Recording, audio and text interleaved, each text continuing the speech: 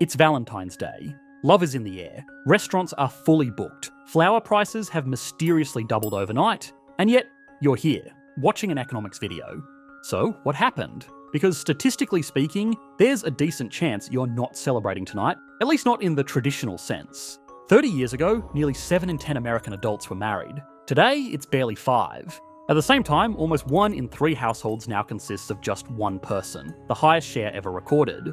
On the surface, that sounds like progress. The fact that millions of people can support themselves financially would have been unthinkable just a few generations ago, especially for women and in cities. So, in many ways, it's a win. But something unexpected happened along the way. Modern economies weren't built for this many people living on their own. They were designed around the assumption that most adults live in shared households. And while that assumption is breaking down, the system isn't adapting gracefully. It's just getting more expensive. For example, living alone doesn't mean using less space in proportion to your income, it means absorbing the full cost yourself. The same is true for insurance, emergencies, and the countless small shocks that couples quietly divide without thinking about it. These extra costs create what people are now colloquially referring to as the single tax. It's not a formal policy, but the accumulated premium of navigating an economy that still assumes 2 people are sharing the load. In New York, for example, living alone costs the average renter over $20,000 more per year than sharing an apartment. Not for better housing, but for the same square footage, paid solo. Which points to a deeper problem. As the cost of living alone rises, the line between being single and being lonely starts to blur. When money is tight, a social life becomes harder to sustain. Dating starts to feel like a financial risk, and isolation can creep in without anyone consciously choosing it. So today, on the most romantic day of the year, we're not going to talk about love. We're going to talk about economics. And we'll start, as always, with 3 important questions. Why has singlehood risen so quickly? Why does being single cost so much more in modern economies? And when does living alone stop being a sign of freedom and start becoming a serious economic problem? Almost 80% of people quit their New Year's resolutions by February, but this is often not where the real change comes from. It comes from small, consistent habits that create growth over time. In 2026, here at Economics Explained, we are making sure we upload 4 times per month, and so far, we are making that work. Your mental health is no different. I take a walk every day for my mental health, but sometimes that's not enough. That is why BetterHelp is the sponsor of today's video. BetterHelp is an online platform that provides licensed therapists that have qualified knowledge and training to help support you and your mental well-being. It's more cost-effective and can be tailored to your timetable so you can always make time for self-improvement. You'll be paired with a therapist after answering a few questions, and you can switch at no additional cost if you want to seek a better connection with another therapist. By using the link in the description to register, you'll receive not only a 10% discount on your first month with BetterHelp, you'll also be supporting this channel at no additional expense to you. For most of the late 19th and 20th centuries, being in a couple wasn't just about love. Daily life depended on shared income and shared labour. One person earned wages, another handled unpaid work at home, and together they covered costs that were difficult to carry alone. Housing, credit, and long-term security were easier to access as part of a household than as an individual. So living alone, although not impossible, was hard. And that was especially true for women. In 1950, only about 1 in 3 women in the US participated in the labour force. For most, earning a stable income outside the home simply wasn't an option. But that began to change in the second half of the 20th century. As women entered the workforce at scale and gained access to their own income, partnerships stopped being a requirement for economic survival and became, increasingly, a choice. At the same time, the internet replaced many of the practical functions relationships once provided. Once you could get groceries delivered, stream entertainment, and even find emotional support online, life became easier to manage alone. There was less pressure to formalise a relationship early, so people started marrying later, or not at all. And as a consequence, birth rates fell.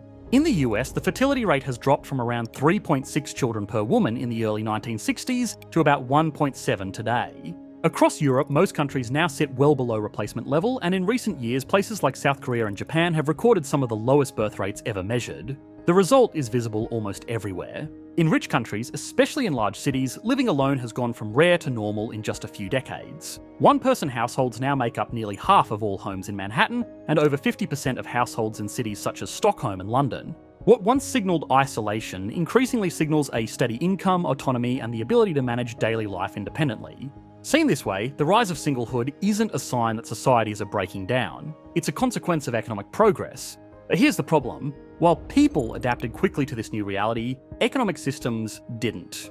Housing markets, tax codes, benefits, and workplace policies still quietly assume that adulthood comes with a built-in second person, creating what we know as the single tax. Housing is one of the areas where that penalty becomes impossible to ignore. Most apartments are still designed and priced with two adults in mind. If you arrive alone, nothing adjusts. You don't get a discount because you only sleep on one side of the bed. You're paying for a two-person setup, whether there are two people in it or not. That's why single renters spend roughly $7,100 more per year on average than people who live with a partner. And in high-cost cities like New York, that gap can easily climb to $20,000 a year. You get the same apartment location and square footage, but there are just fewer people to divide the bill. Over time, this doesn't just affect individuals, but reshapes the housing market too. As more people live alone, demand shifts towards studios and one-bedrooms. Supply, however, still reflects shared households, which results in more and more residents competing for the same limited pool of small apartments. This causes the rental market to become more expensive overall, with the sharpest pressure landing on singles because they're already paying alone. And once you notice the single tax in housing, you start seeing it everywhere.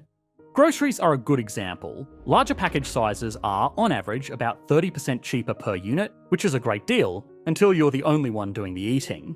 A family pack of chicken might cost less per pound, but if you live alone, buying it means freezing and meal planning or wasting half of it. The single-serve version costs more per pound, but at least it gets eaten. Either way, you've just paid extra for the privilege of eating alone. The same logic shows up with utilities, subscriptions, transportation, and maintenance. Take transportation. The average annual cost of owning a car in the US is now over $12,000 a year, including insurance, gas, and repairs. That figure barely changes whether one person drives the car or two, which means singles carry the full cost while couples can split it if they share a vehicle.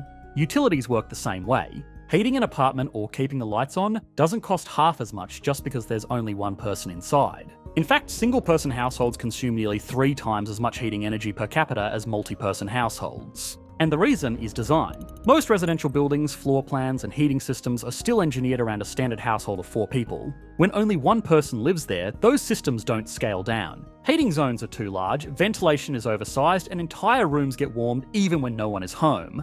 As a result, roughly 40% of heating energy in single-person households is effectively wasted, with the cost landing on one person instead of being shared. And beyond the monthly bills, being single also means missing out on benefits that offer greater advantages if someone else is in the picture.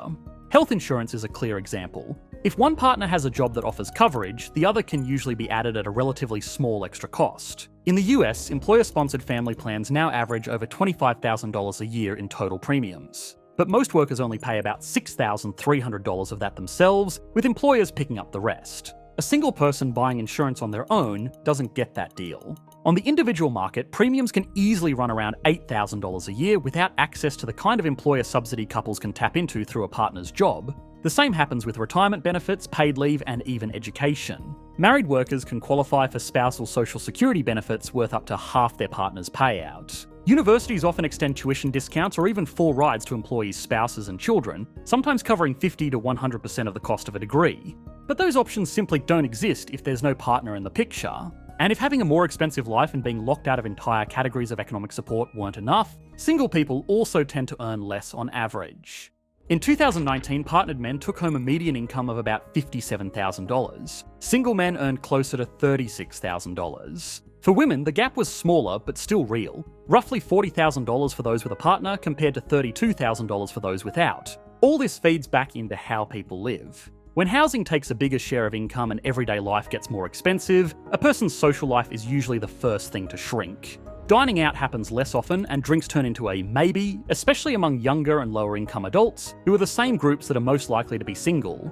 Add to this the fact that since 2020, the basic cost of going on a date has risen sharply. Food away from home is up nearly 8% year over year, with full-service restaurant costs rising even faster. Concert tickets that once sat comfortably under $100 now often average over $120. Even before you meet anyone, creating the opportunity itself comes with a price. Premium dating app subscriptions now routinely run $40 to $50 a month just to improve your chances of forming a connection.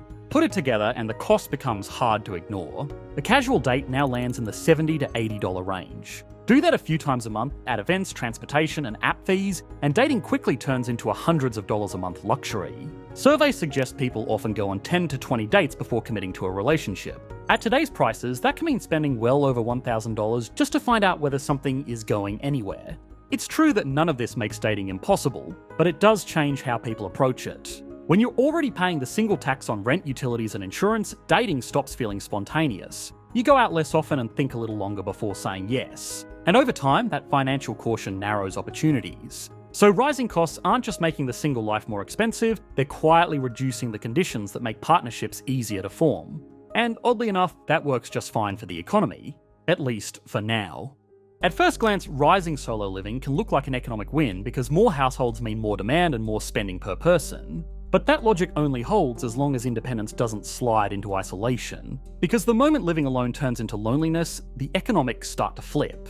Despite the singles tax, places with large numbers of people living alone can still show economic growth as long as people remain socially connected. Regular interaction keeps ideas moving, helps workers find the right jobs, and sustains the everyday trust modern economies rely on. Loneliness, by contrast, has the opposite effect, leading to lower productivity, worse health outcomes, and higher public spending. In the US alone, loneliness costs the economy $460 billion a year, even before factoring in broader productivity losses. So in the end, what matters is whether solitude stays social. Living alone does not automatically mean being lonely. In fact, some of the countries with the highest shares of solo households are also the ones where people report the strongest social support, which helps explain why solo living hasn't dragged down growth in those countries. But that balance doesn't hold everywhere. In China, for example, living alone is rising faster than social connection can adapt, turning independence into isolation in many cases. Today, China already has well over 100 million one-person households, and by some estimates, that number could climb close to 200 million by 2030. Much of that increase is driven by rapid aging. But a growing share now comes from younger, urban adults living alone as well, often far from family and with weaker day-to-day social support. That reality has created an entire economy around living alone. From solo dining restaurants and a booming pet market to apps that fill gaps in care, monitoring, and social contact. One of the most popular and widely downloaded apps is called Shileme, which loosely translated means, "Are you dead?" The app does exactly one thing. Users press a button each day to confirm they're alive. If they don't, it alerts an emergency contact. Shileme went viral because it reflected something many people recognised, that living alone, especially over time, can mean fewer routine check-ins, looser social ties, and longer stretches without being noticed. But it's easy to draw the wrong conclusion from that. Rising singlehood doesn't mean people stopped wanting connection. In fact, most singles still say they believe in love and they expect to find it. It's true that love now has more hurdles to clear, but the desire for relationships is there, especially among younger adults, many of whom are actively looking for a partner. Which brings us back to Valentine's Day. If you're watching this solo, congratulations. You're statistically normal, and that's kind of the point. Being single isn't bad, and couples aren't the only lives worth designing an economy around. The problem is that our systems still assume life comes with a second person by default and quietly penalise you when it doesn't.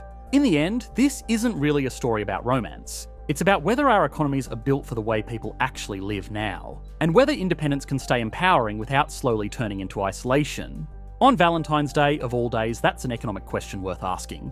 Now, if dating and family formation keep getting harder, fewer relationships turn into long-term partnerships, and fewer partnerships mean fewer babies. That matters because modern economies still depend on new generations to work, pay taxes, and support ageing societies. So, it's no surprise that many governments have landed on a simple idea. If people aren't having kids, why not just pay them to do it? But as it turns out, that approach doesn't work the way policymakers hope, and in some cases, it creates entirely new problems. If you want to see why paying people to have babies might be a billion-dollar mistake, we made an entire video breaking that down. You should be able to click to that video on your screen now. Thanks for watching, mate. Bye.